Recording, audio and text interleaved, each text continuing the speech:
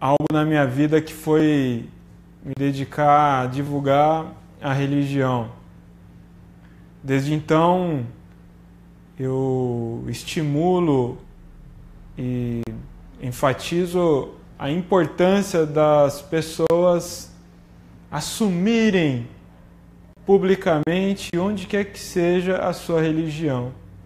Sendo um bandista, você deve bater no peito e se assumir um bandista. Não importa se é uma entrevista de emprego, se é no emprego, se é ao conhecer uma pessoa que você quer se relacionar, se é num grupo de amigos, onde quer que seja. De alguma maneira, para mim é confortável e óbvio assumir que sou um bandista. Mesmo sem dizer para as pessoas quando chegam para mim e falar, nem sempre eu assumo, eu conto, coisa parecida, eu não deixo a pessoa saber que eu sinto a concordância com ela. Há dentro de mim algo que eu vou confessar agora aqui, nesse momento tão oportuno. Particularmente, eu sempre, em todas as circunstâncias, falo com clareza e com tranquilidade sobre a minha religião, mas nem sempre, ou em todas as circunstâncias, é confortável. E por que não é confortável? Eu venho há um bom tempo me questionando por que em algumas situações não é tão confortável. E quando marcamos a data para esse programa iniciar, e quando eu vi que estava chegando, realmente faltava um dia para iniciar, eu senti de novo um desconforto. E do que se trata esse desconforto? Se trata de uma vergonha. Há um ponto que me envergonha em ser umbanda. E me envergonha agora ter que falar desse assunto que nós vamos falar nas 4 semanas que seguirão. Me envergonha saber que pode ter aqui entre nós, me assistindo agora, pessoas que não são da religião e que por curiosidade parou aqui para assistir. E eu tenho que trazer a público de forma escancarada que existe um lodo, uma escuridão dentro da religião. Que há milhares e milhares de pessoas infiltradas dentro dessa religião, abusando, maltratando de pessoas de boa fé, incautas, sem conhecimento, sem saber o que fazer. Ter que assumir publicamente, hoje particularmente, caiu a ficha para mim. A minha vergonha lá no fundo é que quando eu assumo para alguém que é completamente fora do meu meio, que eu sou um bandista, que eu sou um sacerdote de umbanda, e vejo estampado na cara da pessoa uma decepção, eu sei o que ela está pensando naquele momento. Ela pensa tudo de pior e baseado, na maior parte das vezes, em histórias reais. Me envergonha saber que agora há pessoas assim que não conhecem a nossa religião, mas que vai ter contato com algo que, de alguma maneira, eu e você sempre quis esconder. Num período tão difícil para nós, em que a religião luta para respeito, através dessa militância contra a intolerância, eu venho a público falar de uma ferida, de uma sujeira, de uma sombra que está aqui dentro. Mas acontece que eu acho muito importante, todo movimento político, para exigir respeito a nós umbandistas, candomblecistas, católicos, evangélicos, muçulmanos, budistas, todos precisam se respeitar. Mas eu acho, eu sinto, eu penso que é fundamental encararmos de frente o fato de que há aqui e agora, dentro desse espaço sagrado, pessoas aos milhares se valendo da omissão, do silêncio, do medo, da ignorância, de milhares e milhares de pessoas de boa fé, dedicadas e de amor à religião, abusando. Ao abrir esse programa, esse primeiro episódio, eu sinto imediatamente essa vergonha. Mas na minha natureza, particularmente, quando eu sinto medo, eu sinto vergonha ou qualquer coisa que me reprima, eu sinto também sangue nos olhos. Meu sangue ferve e eu quero resolver. Eu percebi que, por tantos anos caminhando na via da educação, nesse momento, nesse dia 7 de dezembro de 2017, a essa altura, depois de tantos anos, eu preciso assumir para mim, para os meus filhos biológicos, os meus filhos espirituais, que há algo vergonhoso entre nós e que não dá mais para aceitar. E que se eu puder falar da minha experiência somada à sua e te deixar claro que a sua voz está aqui, que a sua dor é a nossa dor, que a sua vergonha é a nossa vergonha, mas que há algo que não existirá mais. Silêncio. E é o meu dever e o seu dever entender que não há medo nenhum, que não pode existir medo nenhum sobre qualquer tipo de coação e ameaça. Se você sofreu uma frustração dentro de um terreiro, quer sair do terreiro, e aquele terreiro fez firmeza de quartinha do seu orixá, e o dirigente falou assim: não, você não vai levar a quartinha, está sob meus domínios. Você precisa estar em paz e dizer: enfia onde você quiser, porque a sua coroa e o seu orixá não está na quartinha daquele infeliz. Que enquanto você tem ali coração, mente, espírito dedicado àquele solo, ali há um vínculo. Quando você já não tem mais isso, não há mais vínculo. E acredite, ele não pode te ameaçar. Vá em paz. Essa postura já é um abuso. Te obrigar a fazer qualquer coisa que você não quer, não se sente bem, confortável, é abuso de poder sobre a sua fé. Dizer para você que você tem que fazer determinada coisa e você não está convencido, satisfeito, em paz de fazer, mas ouvir um discurso qualquer que lhe obriga a executar, é abuso perante a sua fé. E você não tem culpa disso. Você não tem responsabilidade sobre isso, mas ao identificar que há uma coação ali travestida, que há um abuso,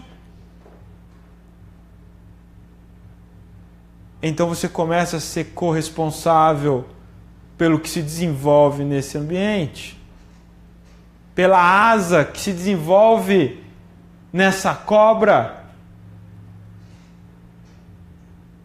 por esse desvio de comportamento que vai evoluir com o tempo. E outros serão vítimas disso. O abuso de poder é uma minissérie para tratar, num tom de denúncia e de esclarecimento, sobre o universo dentro dos terreiros que nós gostaríamos que nunca existisse.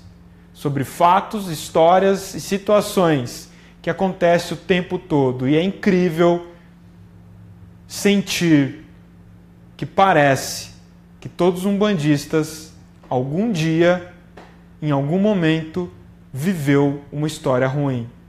Se isso é verdade, há um problema muito grande que precisamos encarar, enfrentar e dizimar, aniquilar, tirar. Não é os incomodados que se mudem, é os pilantras que sumam, porque Umbanda é sagrada, Umbanda é religião, Umbanda é vida, é luz, é amor, é paz. Se há alguém que quer confundir isso, que fuja daqui, que suma daqui, e não aqueles que são por excelência e vocação Umbanda de verdade.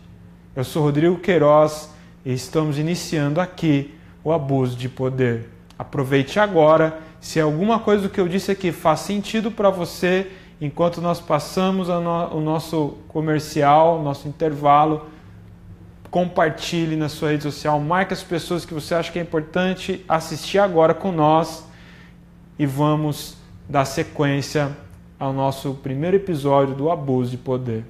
Axé.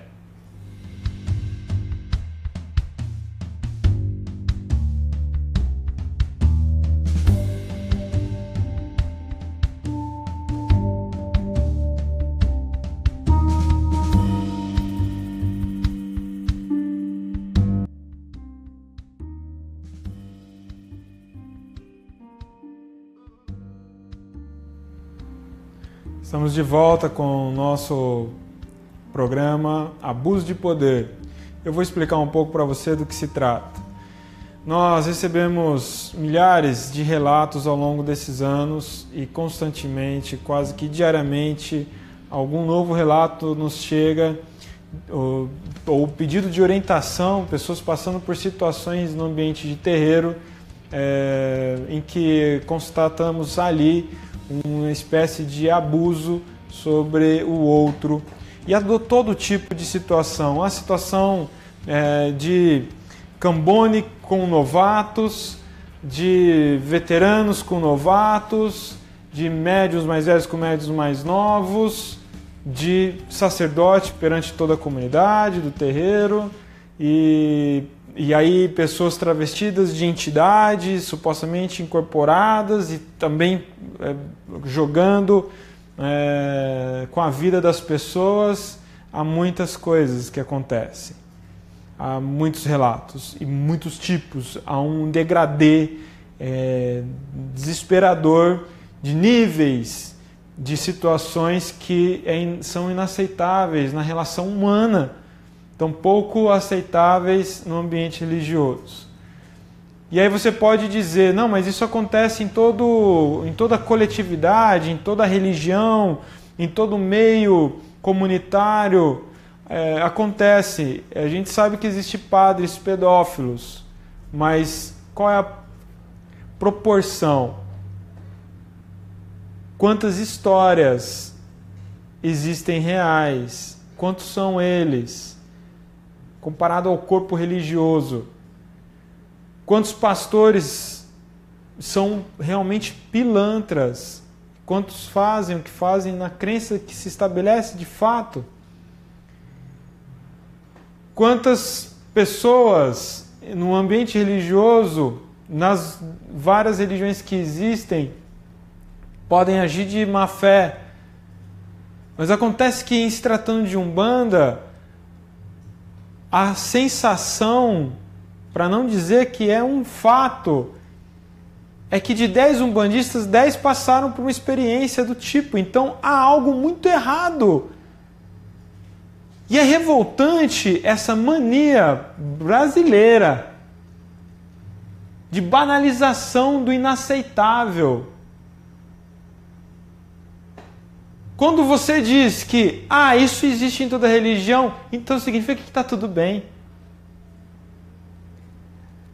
Quando você... Porque é o mesmo discurso, está tão em alta isso, quando diz assim, uma mulher foi estuprada e ela estava com shortinhos. E aí vem outra mulher e fala assim, mas também você viu os shortinhos dela? É a mesmíssimo absurdo. Significa que há uma noção de normalidade, de aceitação. Há um nível em que é possível aceitar. Então, se você é incauto, você é de boa fé e nada sabe, e se envolve com aquele que está te abusando de má fé, é normal, porque você não foi esperto o suficiente, o outro não sacou no tempo certo. É normal, porque existe um monte mesmo, então deixa pra lá. Existe um monte de político corrupto, então é assim mesmo a política. É aí que a gente começa a constatar, porque é revoltante. Quando você vê discursos do tipo, o brasileiro merece, os seus líderes políticos que tem, porque ele que vota. Não merece, porque eu não mereço. Não está lá exatamente os que eu gostaria que estivesse. A lógica não é bem assim. O corpo da mulher é dela, ela faz o que ela quiser, não quer dizer que legitima a ninguém o estupro. A fé é minha, o sagrado está em mim, e ninguém tem o direito de abusar da minha fé. Por muito tempo, e vou continuar assim, eu prego, eu tento amenizar essa situação, dizendo, olha, não confunda a religião com as pessoas. Esse é um discurso pronto que eu tenho. Não adianta, você se frustrou, porque a pessoa chega para mim e fala assim, eu não vou mais na Umbanda, eu perdi a fé na Umbanda. Por quê? Porque eu fui num lugar, aconteceu isso, eu fui em outro lugar, aconteceu aquilo. E eu tento explicar a pessoa, mas na realidade você está confundindo a religião com pessoas. E a religião não são as pessoas. Quer saber de uma coisa? Se você já ouviu dizer isso, esquece. Havia algo ali que eu não tinha entendido tão bem. E hoje é o dia das revelações. Quando você chega num terreiro e você se apaixona por aquele ambiente, você tem um líder à sua frente. E aquele indivíduo é toda a referência que você tem. Se você foi ali com um amigo que faz parte da corrente, e aquele lugar te agrada, o cheiro, o barulho, as cores, traz um sentido maior para você, aquele médium que você vai ser atendido pela primeira vez vai virar a sua referência. E tá certo você se relacionar com a religião nesse período inicial baseado na referência humana. Se você não personifica a religião em alguém, fica abstrato demais, eu entendo. E é poucos que vão sofrer decepções com indivíduos e vão ainda assim conseguir respirar fundo e buscar em outros e outros aquilo que sente de forma mais mística. E se tratando de quem está começando na religião,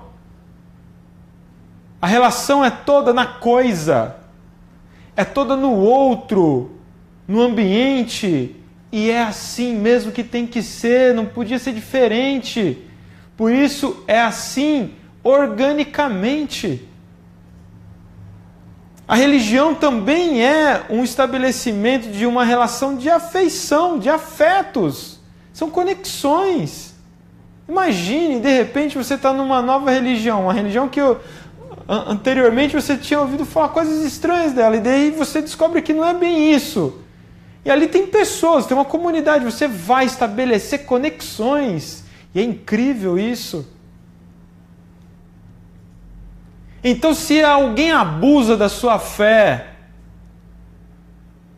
se alguém te sacaneia nesse ambiente, nessa relação, é natural que a sua decepção recaia sobre a religião, porque uma religião que não consegue inspirar um comportamento ético, moral no indivíduo, há que ser contestável. Se não é capaz que o indivíduo ali, envolvido com essa religião tão mágica e linda que todo mundo diz, o povo de branco, se ele é capaz de enganar, de estabelecer uma relação de poder sobre o outro, de querer controlar a vida do outro. Sabe do que eu estou falando? Quando eu estava no começo da religião, eu tinha 14, 15 anos, e eu, com o meu dinheirinho, eu comprei uma participação numa excursão para uma viagem à praia. E aí eu comuniquei aquele médico que fazia, né, era minha referência dentro da religião. E eu falei para ele, olha, eu vou para a praia tal dia, tal. E aí ele me disse que eu não deveria ir, que eu não poderia ir. Eu falei, por quê? Porque você não está pronto para ir para o mar. Eu falei, como assim? Você não pode ir para o mar. Por quê? Porque senão Iemanjá vai te levar. Iemanjá vai te puxar. Você não está preparado para entrar no mar de Iemanjá. Iemanjá vai te levar, você vai morrer, você não vai voltar. Eu fiquei apavorado com aquilo. Mas como eu disse, eu pago para ver. Eu tinha 15 anos, hoje eu tenho 35 anos. Não rolou. Iemanjá não puxou. Devo ser uma oferenda bem ruim. O fato é que eu estou aqui. E eu poderia ter perdido aquele investimento e o prazer de ter ido na praia, naquela ocasião, se eu tivesse dado ouvidos, como a maioria teria dado. Mas ao voltar, e não contente com a minha desobediência, esse mesmo indivíduo incorporado com o Exu, me deu um esporro e apagou o cigarro na minha mão. Tem uma cicatriz, não dá para mostrar até hoje. E por toda a minha vida terei. É assim que acontece o abuso velado na suposta manifestação de uma entidade. Porque uma entidade que se emputece com você tem algo errado. Uma entidade que cobra de você respeito, que cobra de você submissão, que cobra de você qualquer coisa que seja, tem algo muito errado.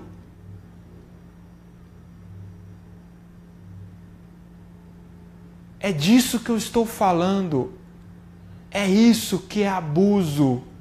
Se o indivíduo usa de suas confissões para te manipular, te direcionar, te amarrar, é abuso de poder sobre a sua fé, a sua dedicação, a sua devoção. Vamos transmitir para você um relato. É uma simulação de um relato enviado para nós. E vamos ilustrar isso melhor para você entender. Vamos lá.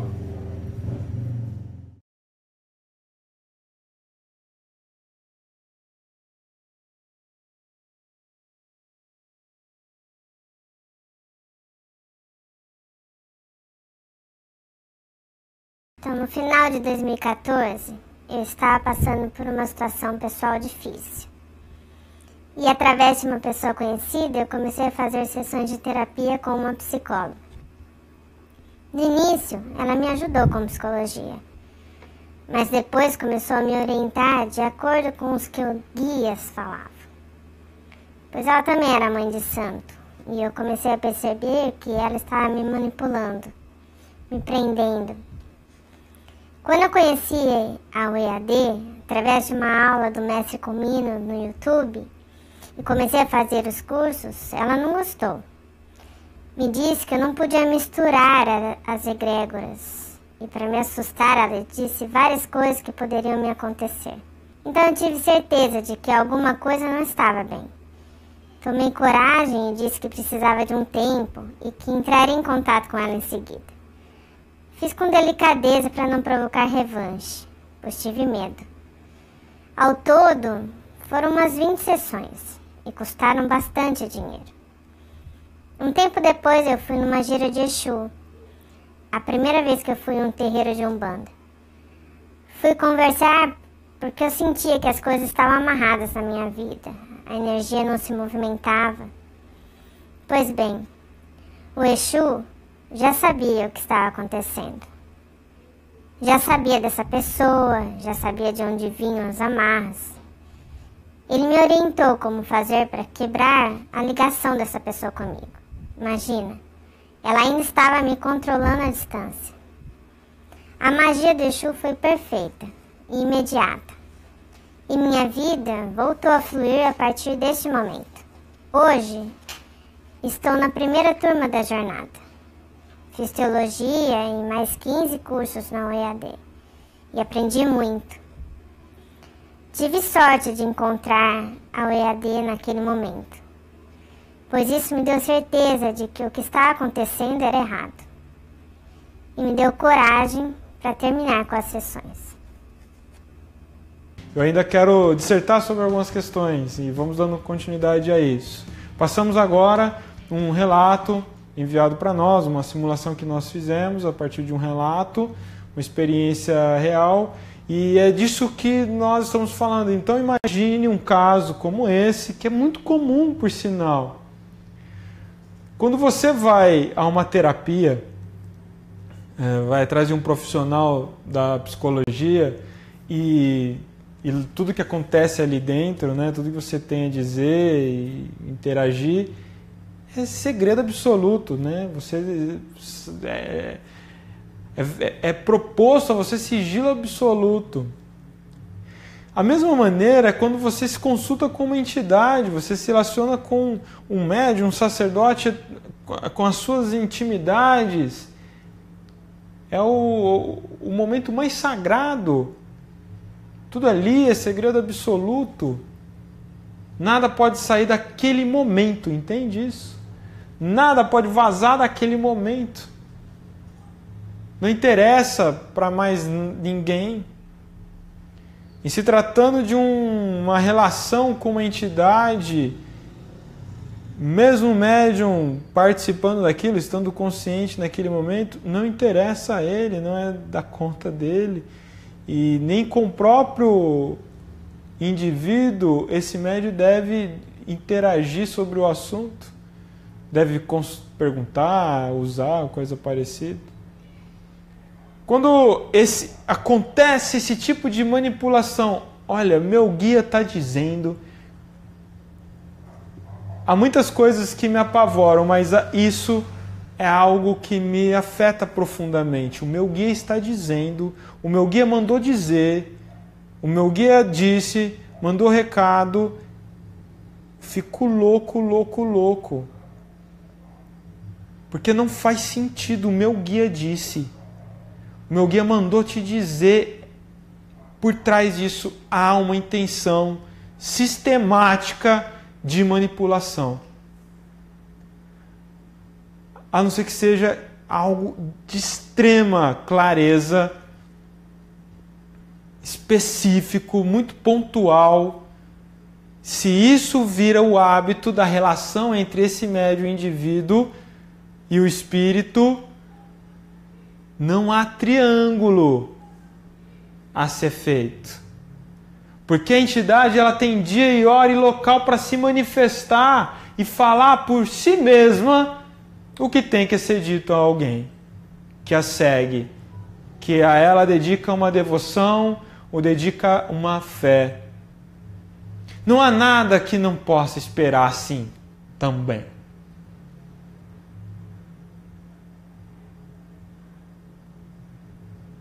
Quantos de vocês aqui agora já não passou por isso? E se há entre nós alguém que reconhece que algumas vezes deslizou nesse sentido, ok, apenas reconheça em silêncio para si e mude isso. Sempre é tempo. Você pode mudar. O que você pensa não é uma entidade falando. O que você imagina não é uma entidade projetando. Se uma entidade tem que dizer, ela vem na hora e no lugar certo e fala. Não fica mandando recado. Uma das coisas que eu aprendi no comecinho com Exu, eu não mando recado. Se eu tiver que dizer, eu falo. Espero a hora em que eu posso dizer e ponto. De alguma maneira você interfere na liberdade do outro. Quando alguém está com a relação de fé vinculada a um médium, né? Não interessa que se é um sacerdote, um médium ativo, que não interessa.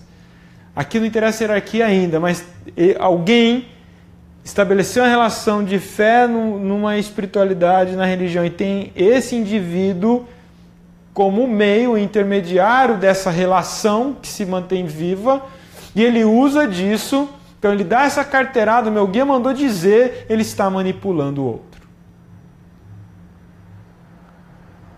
Quando foi dito a mim, você não pode ir, que você não está pronto, também foi dito, o meu guia está dizendo que você não pode ir. Eu cometi um erro grande de parecer desrespeito. Mas o fato é que eu não estava pedindo permissão também. Eu só estava comunicando que ia curtir a vida, indo para a praia. E vem essa devolutiva, confesso que lá eu fiquei preocupado muitas vezes, eu rezava muito antes de entrar para o mar, mas não foi isso que me salvou. O fato é que eu não estive ameaçado em nenhum instante. Porque essa historinha de Iemanjá vai te levar é coisa que só funciona mesmo no interiorzão. Só funciona com gente ignorante. Acreditar que uma divindade, por motivo que for, vai te sacrificar. Eu morrer em função de Iemanjá me levar porque eu não estava pronto espiritualmente para entrar no mar, nada mais é do que um tipo de sacrifício. Sacrifica a minha vida e se vinga de mim, porque eu não estava preparado e entrei no mar dela. É uma birra da divindade. É uma infantilidade. Ela é incapaz de entender que eu posso estar ali de qualquer maneira. E se é dela, não vem no meu espaço, eu te mato, seu infeliz.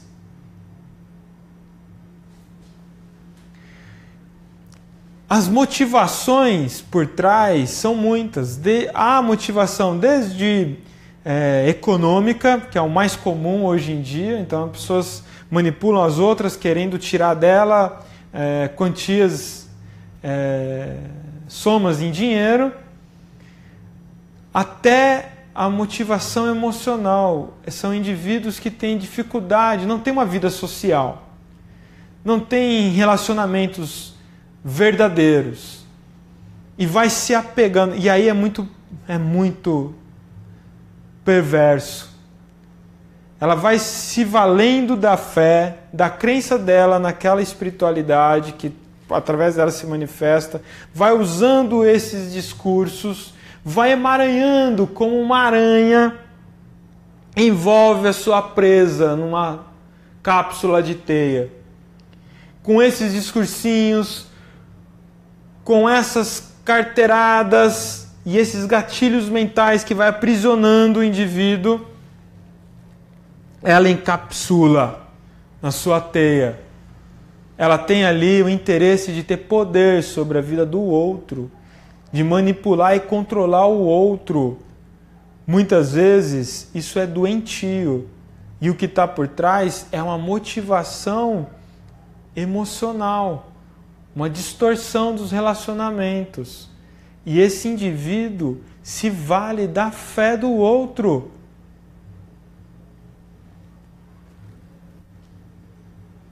Isso acontece o tempo todo. Há outras questões, há motivações sexuais. Quantos relatos nós não temos de assédio? No próximo episódio, nós vamos trazer um relato pesado nesse sentido. Acompanhe-nos no próximo episódio para você ver isso também. E esse vai ser o tema. O importante é que se você quer acabar com isso no ambiente da Umbanda, se você identifica isso no seu terreiro com algumas pessoas, ou se você já passou por isso, você tem que saber que a Umbanda, diferente das religiões institucionais, ela se manifesta em você. Você é Umbanda, onde quer que você esteja.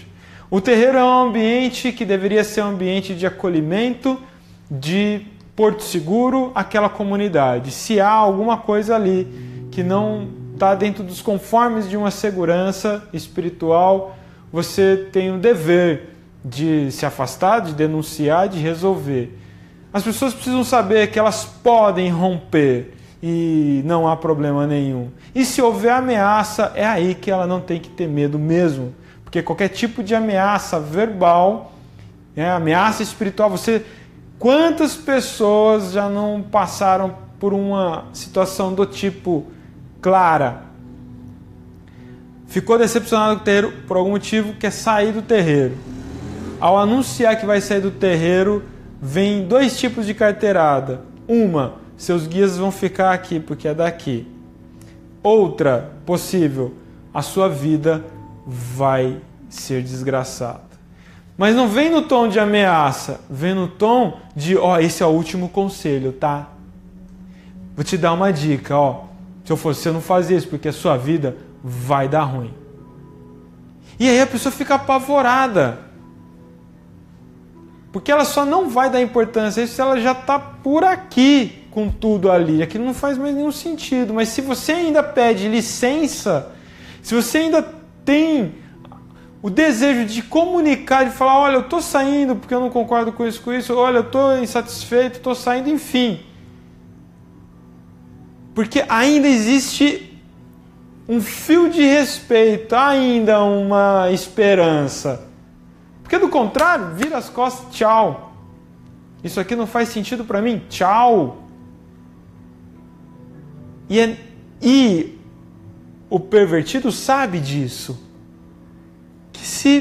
Ele sabe que você poderia simplesmente nunca mais ter voltado. Mas se você volta ainda uma última vez para dizer, olha, eu estou de saída, não vai perder a chance de te manipular mais uma vez.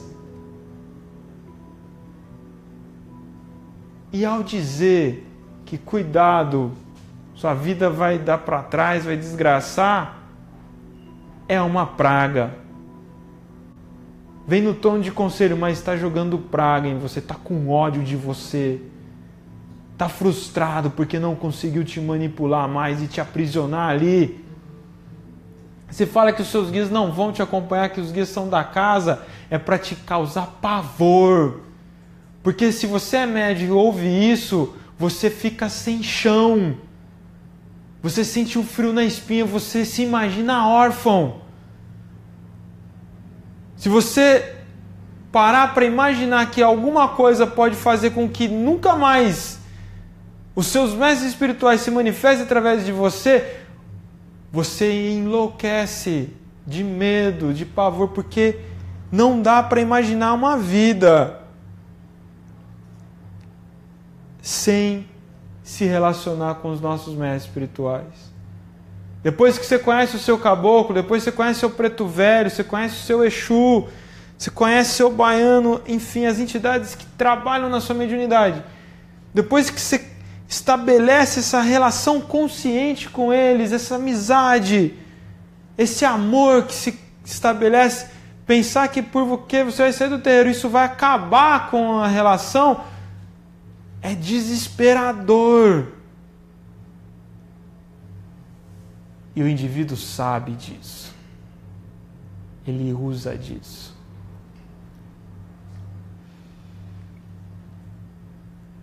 Quando eu rompi com essa mesma pessoa que fazia profecias malignas para mim, eu ouvi isso também. Que eu nunca mais ia conseguir incorporar. Porque se não estava com ele, não estava com ninguém.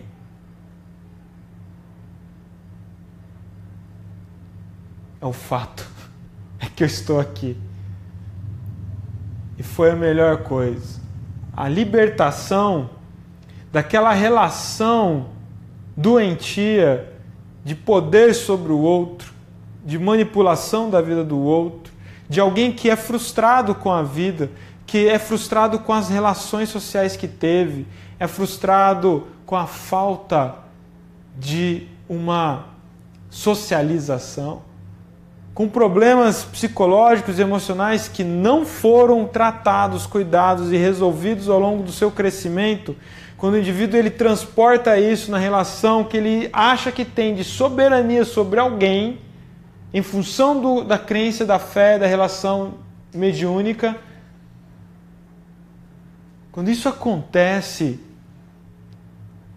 é doloroso demais. E como reagir diante disso? O que pode ser feito e o que não pode ser feito?